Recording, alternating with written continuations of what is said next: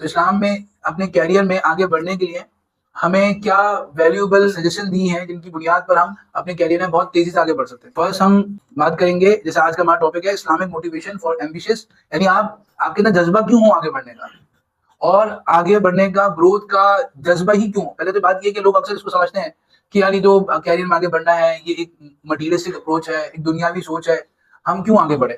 اب بس اللہ نے کرم کر دیا، ایک جاب کر رہے ہیں.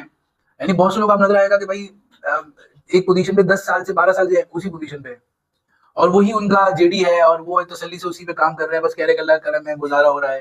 اور جو ہے نا الحمدللہ کچھ دین کا کام بھی کر لیتے ہیں، کچھ گھر میں بھی اللہ کا شکر ہے، بچوں کی شادیاں بھی ہو گئی ہیں، اور جو ہے وہ گھر بھی اللہ نے اپنا کسی درجے میں کر دیا ہے.